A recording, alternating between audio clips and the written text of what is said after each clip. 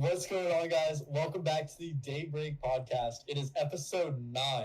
We have made it 9 weeks. All right, 7 in a row.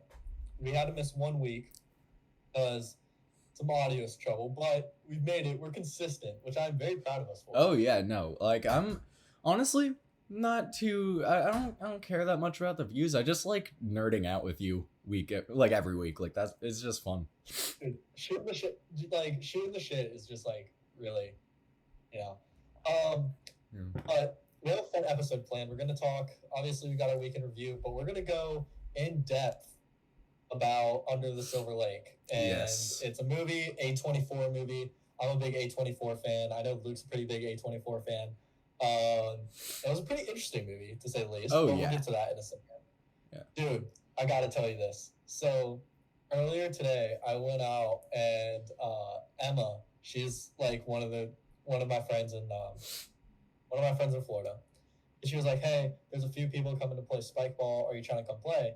And I was like, "Yeah, sure, no problem." So I go, we play spike ball. After, I'm driving back to my house, and I'm like, I really don't feel like cooking tonight. I'm just gonna get some McDonald's. It'll be all right. I get McDonald's, and the girl takes my card, and the girl started hitting on me at the McDonald's, and I was like, "Oh my gosh." I don't understand how this stuff happens with you. Like, Dude, I don't get it. I was I was sitting there, like, beat, sweaty, just, like, gross, because I just played spike ball. And then I was like, all right, like, everyone has their preference, I guess. But, yeah. I told her I had a girlfriend, which is not true, just because, like, I'm not really looking for a relationship right now. Yeah. Understandable. Yeah, so that happened. God, Anyways. How is it that, like, you can just go out and have people hit on you? Dude, it's not like that. This is like a first, bro. This is like a first. Like, this never happens. This never happens, bro. What are you talking about? Oh, I'm sure it never happens. Oh my god, dude. Alright. Did you do anything fun this week? I know you were just at the lake. Yeah, I mean, I other than like me going to the lake for a bit for like a party today, like I don't know. My interview with the job that I want to work at got moved to sometime this week, so I don't know. Well, I've just been living. There you go. Dude, I literally have been doing nothing. All my friends in Florida, like, there's Emma, there's a few others. But like other than that, like all my friends have left Florida. Yeah. So kind of like, dude, what do I do now? Like, no, I feel that. God, I've just been getting really, really into like the animated DC shows, cause holy crap, like not even just the shows. Like, I mean, Young Justice is great, but like the Teen Titans movies and like the Justice League movies, oh, so good, so good. Yeah, dude. I'm honestly this week, big Naruto week. Hell I'm yeah. like getting through Shippuden right now. That's Some crazy what's up. stuff is happening. I don't want to spoil it for anyone that like hasn't watched it, but dude, Shippuden is so good but so sad. It's so good. I've gotten to the point where like I've run out of English dub episodes. So I don't know. I'm either waiting for the English dub to be fully released or until I get the motivation to watch it with subs. Dude, I found a website that has all the English dubs of Naruto. I'll send it to you. That's what I've been watching it on. Dude, you will cry.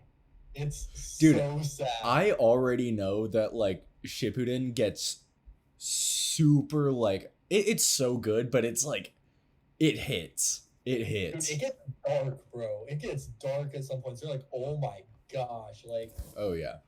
Oh, it is just nutty, dude. But yeah, that's all I've been doing this week. Is just watching Naruto and playing Smite.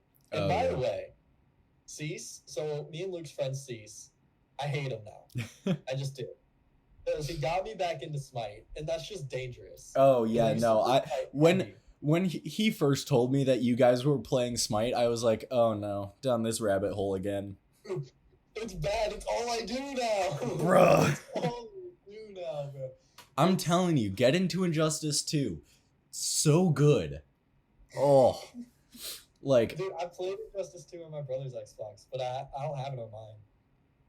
do you have the Game Pass? Yeah, is it free on Game Pass? Oh, yeah. I'll hop on it. I'll hop on it. Hell yeah. Because I used to be a big Injustice guy, too. Dude, it's so fun. Like, I've already settled into mains, and I've only been playing it, like, for 2 days. Oh. All I'm saying is that Dr. Fate, Red Hood, and Blue Beetle are steezy. Steezy with it. Mm. Oh my gosh, just amazing. Yo, so remember last week when I was telling you that I was gonna cut this like no hit zone out for Spikeball? Mm-hmm. Still hasn't happened. The carpet, still right here. Still haven't done it. Understandable. Dude, I've like this week has been so lazy for me. Like I'll wake up and like whenever I'm in the shower at the beginning of the day, I make my checklist of stuff. I make a mental checklist of stuff. Mm-hmm. And I'm usually really, really good about sticking to that checklist. But this week, I'll make a checklist of like 5 things, do 3 out of the 5, and that's it. Yeah.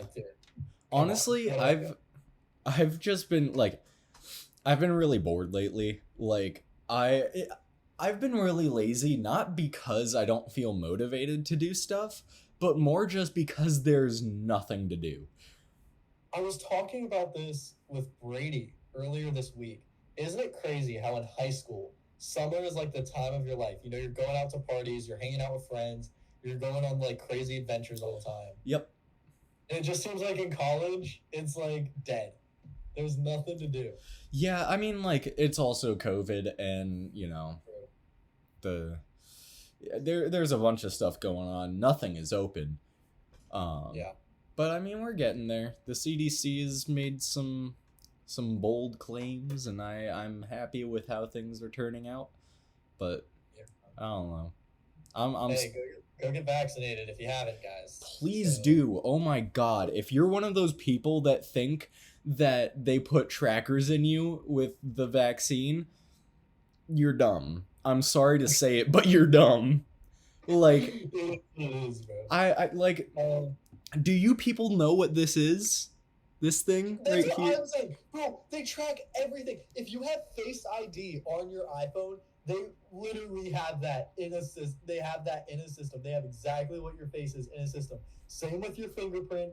Like, bro, the vaccine is the last thing you should be worried about. If you're worried about people tracking you, then get rid of your technology. Exactly. And if the vaccine was doing anything malicious, we'd probably know about it because a lot of people have taken the vaccine.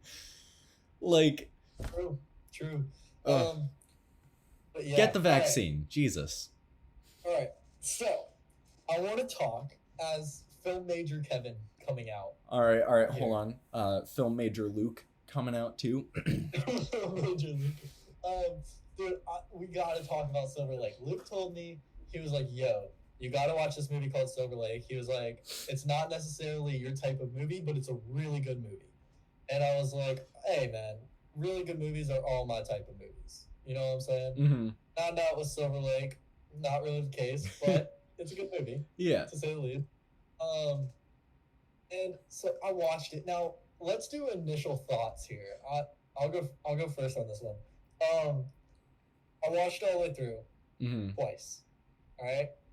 My first initial thoughts, Andrew Garfield killed it. Absolutely. Right? Definitely the best I've seen Andrew Garfield act. The shot, the actual filming of the movie was good.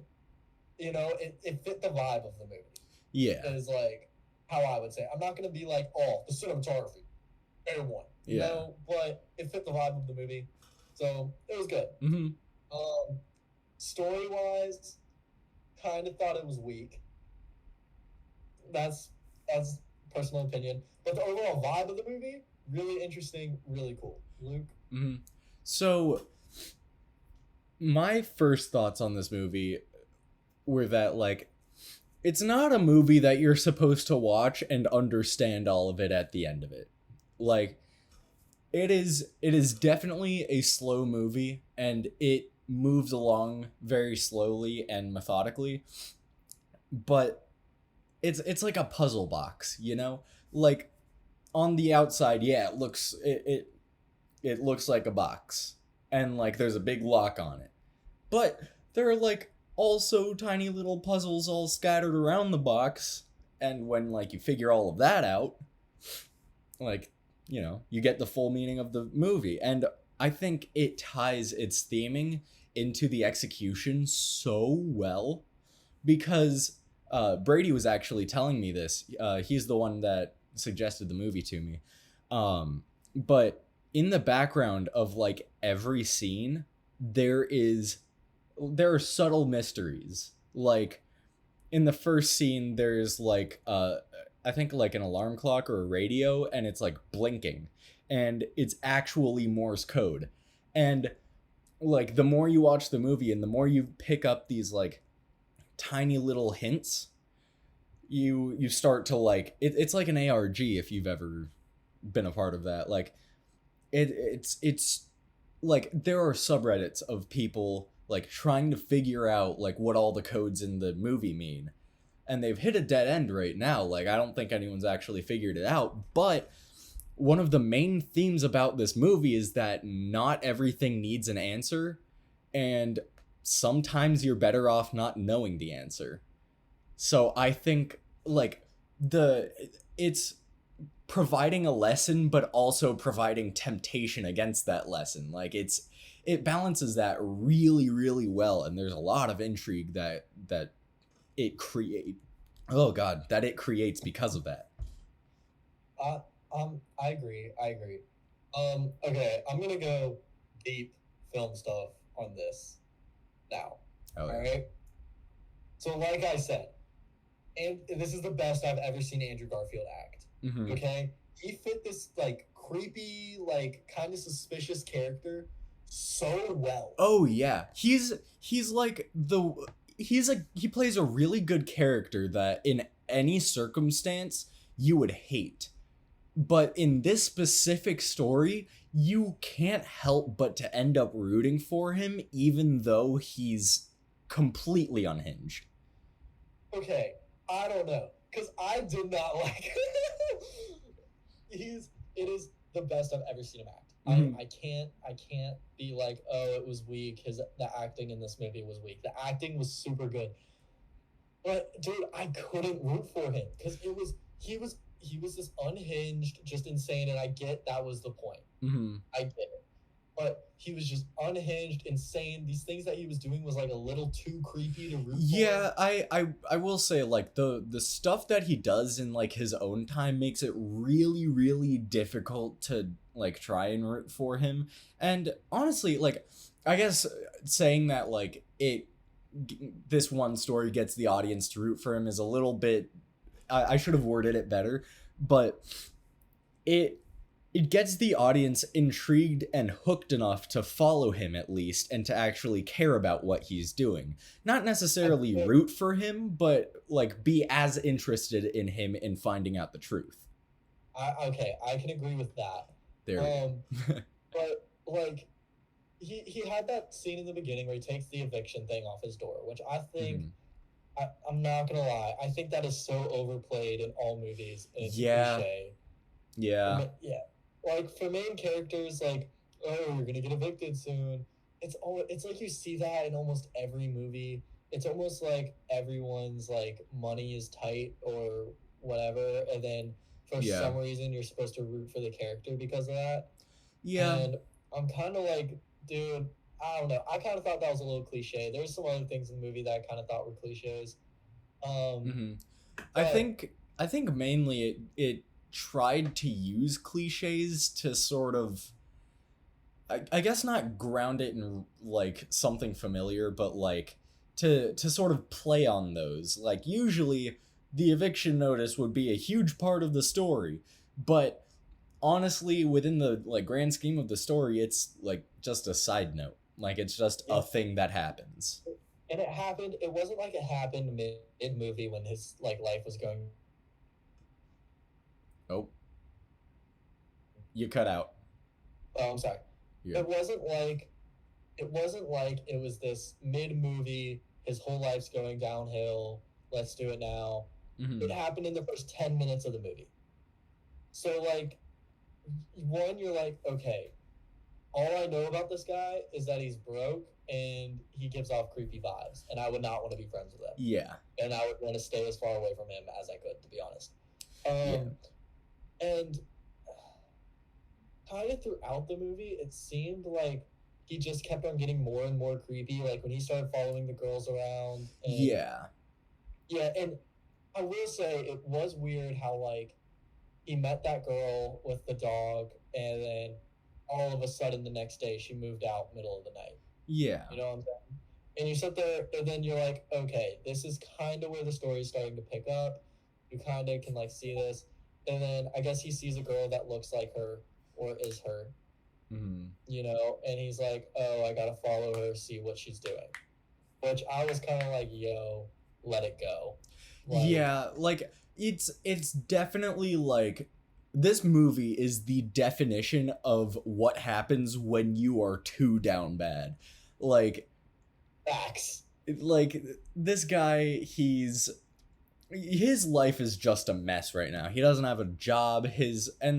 Like you see like people in his life like treating him well. Like it's not like he's been pushed away by his friends or family. Like they still call and check up on him. Like his mom is one of the most wholesome characters. But like this dude is down bad. He's pushing all of his friends and family away except for like 1 or 2 times in the movie when like he needs to get information from them or to like distract himself. But you're not necessarily supposed to like anyone in this movie. I will say it gave off these like drug dealer vibes of like, or not drug dealer vibes, but like addict vibes. Yeah. Where I was like, you could do this exact same movie and have his whole thing, instead of him being broke and having this like eviction notice, just him being a drug addict. Oh yeah. And it would have been the exact same, I think. Honestly, I think that may have been like, if not something that they were going for, something that they were okay with happening, because like in the movie, Andrew Garfield's character does treat this whole mystery like an addiction, you know, like he throws away his health, his mental well-being, you know, he pushes his friends and family away. It really does mirror the story of an addict. And I like I guess metaphorically it shows what happens when an addict goes too far. Like you see shit that you don't want to see. I don't know. It showed the main character in just like a weird light. Like I didn't really understand it. Yeah. But that being said, I feel like I've low-key kind of shit on this movie so far, but I do want to say a good thing about it. Mm-hmm. The color palette for the movie, insane. Oh, and I think A24 always does a good job of that. Oh yeah. But these like, I love this color palette so much, and it was in the new version of The Great Gatsby too, where it's these old-timey outfits but really bright colors to go with them. Oh yeah, and like it feels sort of like a neo-noir type thing. Yeah, it's like a good mixture of old-timey and new, especially when you're seeing the girls drive around in the car. You're like, oh, okay, you know, this could have been a while ago, or this could have been present. Mm-hmm. You know, it doesn't really give you a great timestamp of like when the movie is happening, which I don't know. For me, that kind of takes me out of it, because I like to at least know like a 5-year window in which it could be happening. Yeah, that's a personal thing for me. Mm-hmm. But yeah, I mean, the color palette was really good. I found myself getting bored a lot of the times, dude. It was super slow. Like a 2.5 hour movie, I need some type of like big moment, like interesting thing that's gonna keep me intrigued, and it just didn't happen. Yeah, I can definitely I can see why that would happen. Like it is definitely a slow burn. Like you're not supposed to, be on the edge of your seat the entire time. You're supposed to, sit back, relax, and like let all of it sort of sink in. It's like it's like movies like The Lighthouse. Like that's not a very action heavy movie, but it's slow and it takes its time to build up the story that it wants to build and to leave clues where they want to leave clues. And one of the big things about this movie is that it leaves a lot of red herrings and loose storylines where you think it's gonna go, but it ends up going in a different direction. Like the whole thing, like it seemed like a lot of unnecessary plot twists. Yeah, I think it was. I sort of liked that the movie started out with more intrigue into who the dog killer was, because that's more of like a typical movie situation. Like, who's the dog killer? Like, what's going on with him? What's the whole like wacky backstory behind them? And then like, why are animals randomly just falling from the sky and dying? Yeah, like they're not dying. Like when the squirrel fell from the tree and died, but then looked at him, I was like, what the fuck? Yeah. Like there are weird moments like that, and even like the owl character, the owl's kiss, like all of those creatures, they weren't necessarily there to drive the story, but they were there to give color to the world. Like they were there to flesh out the world building and to create this constant sense of unease whenever he's walking just down the street, whenever it's nighttime, there's always some reason to feel uneasy about his situation. Yeah. I don't know, but also going into a little more deeper, meticulous thing, kind of away from the story, but I guess more towards the story at the same time. Mm-hmm. I think whoever the cinematographer was, whoever was the director of photography, killed it. Oh yeah. They fit the vibe of the movie perfectly. They did their job 100%. The B-roll in it was good, so you know that like whenever they had extra time, they were doing B-roll. Yeah. And it showed like cinematically, you could go through the story without any lines being told and still kind of understand what's going on. Yeah. Which for me, that is a huge thing in movies now. Like, yes. If I can watch a movie and it go through all the way, there was a little hair that fell. I saw that. It like drifted down. Yeah, I was like, what are you doing?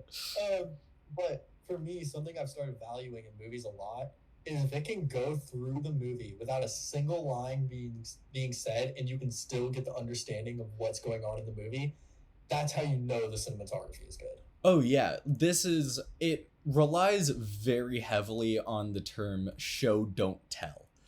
Like if there is something that the directors want you to see, you're not going to be told to see it. You're going to be visually guided there by the framing and by the colors and by the focus and by the situating of characters. The whole mise en scène type of situation. It's really good. It is good in that aspect. One thing I did kind of find a little weak was the sound design of it. I thought like the music behind the movie, obviously like the music tells what mood you should be feeling. Mm-hmm. And it just seemed like, yeah, you should be feeling this creepy vibe, and it did like a good enough job doing that. But it also seemed like the music in the background was kind of unsettling to the movie. Yeah. Not on purpose. Yeah, I can understand why you say that. Honestly, I've watched the movie once. I've looked into it a bunch of times since then, like trying to figure out like the mystery behind it, but I don't remember much of the music other than like the bands that play. Like I think the music that was written for those bands in the movie those songs were really good, and they sounded like real songs. Like, it didn't sound like it was shoehorned in. But like the score of the movie didn't necessarily catch my attention as much as the movie itself did. Yeah, I mean, it just caught my attention because like I watched it for the first time just for kind of the entertainment to see what it was, and then I watched it the second time to really go in and like dive into it. Mm-hmm. And I don't know, it seemed like it just, it seemed out of place, which is like weird to say. But Yeah. yeah, I mean, that's really that's really all I got. That's really all I got for it. That's Yeah. really all I got for that movie. I'm not gonna lie. Like, I, I don't know. I just overall rating of the movie out of 100, I'd give it like a 75. I'd give it, taking into account like everything in the movie, I thought the performances were incredible. I thought the cinematography was also just amazing.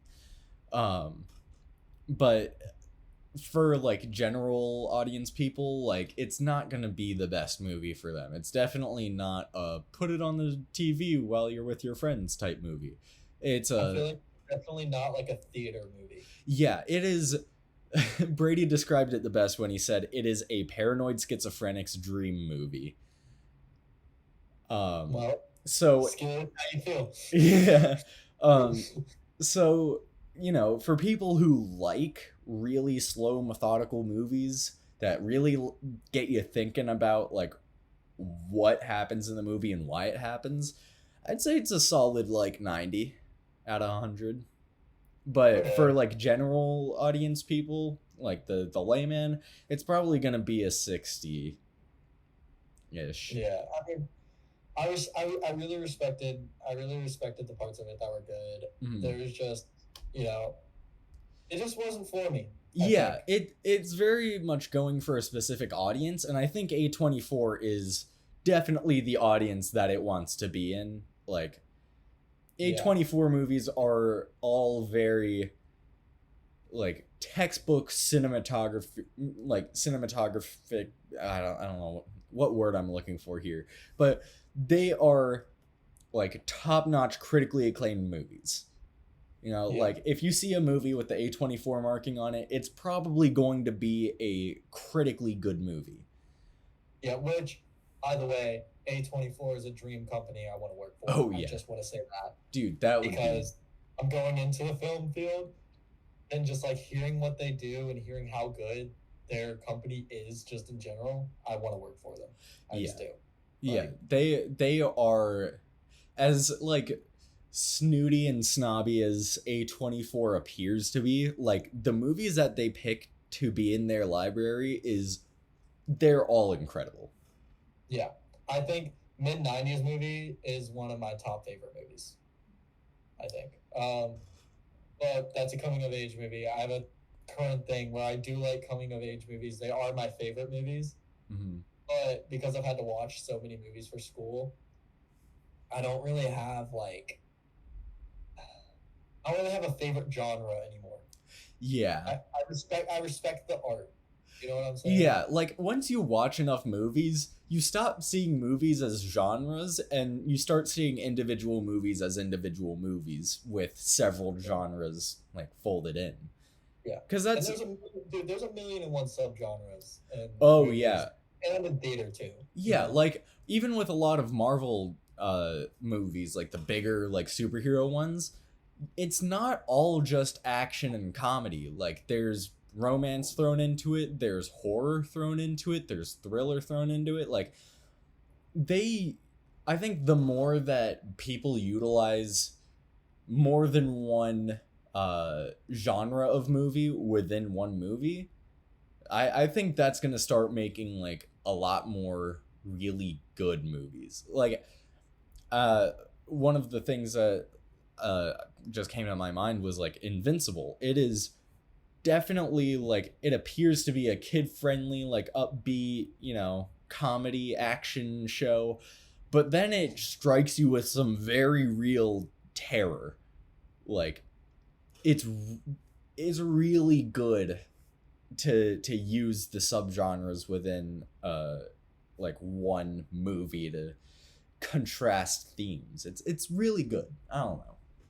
I want to see more of that. Yeah. That's about all. Honestly, I'm not gonna lie. That's all I have for Silver Lake. Yeah, that's about all I had to say for Silver Lake too. I really like the movie, and I can see why people wouldn't like it, but for, you know, movie crackheads like me who will sit through anything, it's a good watch. Fair enough. All right. You said before we started this podcast that there was some Destiny news. Yes. So, for the people who watch this podcast for Destiny stuff, hello, welcome back. But the new season in Destiny has come out, and we're about, let's see, it's God, we're filming this on Sunday, so it's been out for almost a week. Yeah, we are filming this later in the week than we usually do. Yeah, for all those who don't know, we usually film on Fridays. Fridays or Saturdays, honestly. Yeah, just to give us some time to edit it, but stuff got in the way. I don't know. Yeah, this weekend, you and me just were not aligning. Yeah, but hey, we're still here. So the new season in Destiny came out. Season of the Splicer, and I think this is going to be one of the best seasons that we have gotten so far. Narratively, we are starting on a really, really, really interesting note, and already some big reveals have happened. Like, the Fallen House of Light are now being sheltered within the walls of the city, which is the first time that any race other than humans has lived with humans on Earth in the last city, which is really, really big because the Fallen or the Elixni were typically our enemies. So that's really cool. And we've seen some new areas come back, like they really stormtroopered that shit. Yeah. On Order 66 shit, they were like, all right, we done with them. We switching sides. Corvette type shit. Pretty much. I mean, because, you know, with the backstory of the Fallen, you know, the Traveler used to be theirs, like it blessed them with technology and stuff, but the darkness followed the Traveler, and the Traveler just sort of left them. It just sort of abandoned them. And the darkness did this thing called the Whirlwind, which is basically, it destroyed the entire Elixni civilization and sent them running back to the Traveler, which led them to us, which is why they're enemies. They're trying to reclaim the Traveler by proving that they're stronger than us. Little did they know, that's not true. So now with this Fallen House of Light, they're the only house that, like, still worships the Traveler, but wants to help it rather than reclaim it. I think that's really interesting. And with the Vex network, the new seasonal activity, it's the 6-player activity, and you literally get to dive into the Vex internet, basically. Like, physically go into their network and fuck with their shit. So it's on some like hacker shit. Like, it's so cool. The reason why, like, it's called... Wait, pause. I'm sorry. You just reminded me of this, and this is definitely off topic, and I'm so sorry. Oh, you're good. I saw this TikTok a few days ago, and this guy made an actual working computer in Minecraft. I saw that. Isn't that so sick? Dude, I don't know how people do it. Like, there are people who have created, like, actual cameras in Minecraft. Like, they can use the camera on their computer to, and like, they build a screen in Minecraft, and, like, you show up on it, and, like, it changes. I don't know how people do this. No idea. These is the coolest shit ever. First off, I gotta give props to Minecraft for this, because no game in existence has offered that amount of, like there's actual, like, electronics and like there like the redstone system is crazy. In a game, when you can make a computer in a game from scratch, no wires, no anything, using that's impressive. Using literally a system that would not make any sense in the real world. Absolutely. Like redstone in the context of, you know, the real world, it makes no sense. But in Minecraft, you can do some crazy shit with it, and it's I don't know, so cool. Dude, also, sorry, real quick, one last thing on the Minecraft thing. This guy that like made the computer, or maybe it's not him, but it's someone else that made a computer in Minecraft. He's like now teaching a class at his college for like computer science. That's crazy. And he's teaching it in Minecraft. That's sick. Dude, I would go to school every day if class was in Minecraft. Are you joking? It's so sick. Oh my god, dude. Okay, anyways, back to the Destiny thing. Sorry. Yeah, so like, you said Vex Network, and I was like, wait a second. Yeah, no, that is sick. But anyway, the new season, it's really fun. Like the weapons look super sick, and like the designs are crisp. The season pass stuff is a lot more focused towards like cosmetics and upgrade materials rather than actual like items in game like armor or weapons. And just the overall seasonal loop feels a lot smoother. You know, like it Override is a lot more fun of an activity than Battlegrounds, I think, and I don't expect you to understand any of these words, but like for the people who care. But I don't know, Destiny. Yeah, smile and nod. But yeah, no, it feels a lot better. Like the transmog system is. I really like the implementation of like the UI. Like the implementation of it is really good, but getting the materials to actually use transmog is really stupid. It should not take that long. Bungie has literally time gated people from getting certain materials that you need to do transmog for like 2 minutes. Like you can only get one material every 2 minutes, and like you need like 100 of those materials. It's sort of ridiculous, especially when you can buy the transmog materials in the store for money, and like you don't have to do the in-game stuff. I don't know. I think that's ridiculous, but oh god, I do like the implementation of like how transmog works in game. Like the UI, crisp. The shader changes, crisp. But I am mainly more excited for the Vault of Glass coming back. I've taken a little peek at the weapons that are coming back, and holy crap. There you can get some nasty rolls on the rocket. Fatebringer is back, so that's nice. The Vex Mythoclast looks so dope, and they're changing that up a little bit.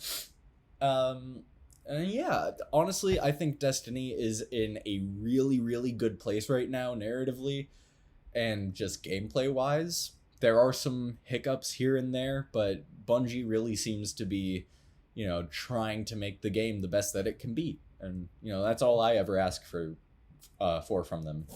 Gosh. Yeah. My nose is so runny. So I had this is all right, stepping away from Destiny now. Yeah, that's it. I'm done. This is probably the last topic I have in my head. I'm very tired. I have to wake up early tomorrow too. I feel that. So it's probably going to be a shorter episode. How long have we been going for? Let's see. Do you know when we started? Nope. But anyways. Probably like 45 minutes at this point. Fair enough. So one last thing I want to talk about, and something I kind of discovered in myself. So I realized it started with playing Overwatch and how much I was playing Overwatch. Okay? I played Overwatch every single day for like 3 weeks. right? Mm-hmm. And you would think, oh, he's constantly getting better every day because he's playing that much for 3 weeks.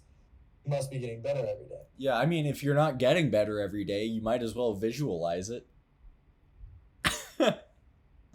Visualize yourself better every day, people. But and I noticed it with spike ball too. I would play a lot, and you would think, oh, he's getting better every day because he's playing so much.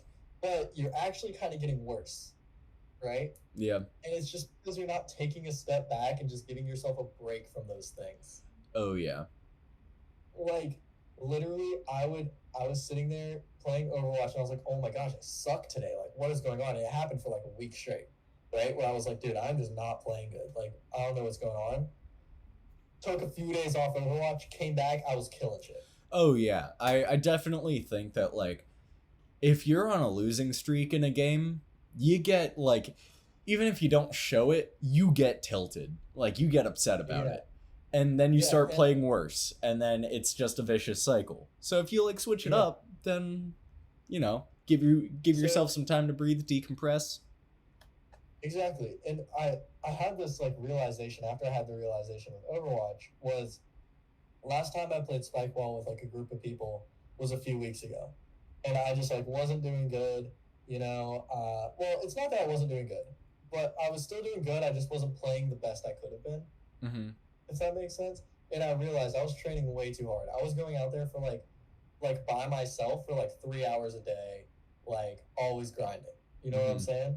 Which has its benefits. However, I took a step back and I just like chilled for a few days. Didn't really play spike ball. I'd hit the spike ball around my house when I was bored, but like that's about it. Or around my apartment when I was bored. That's about it. But I came back today, played some pickup. I was killing it.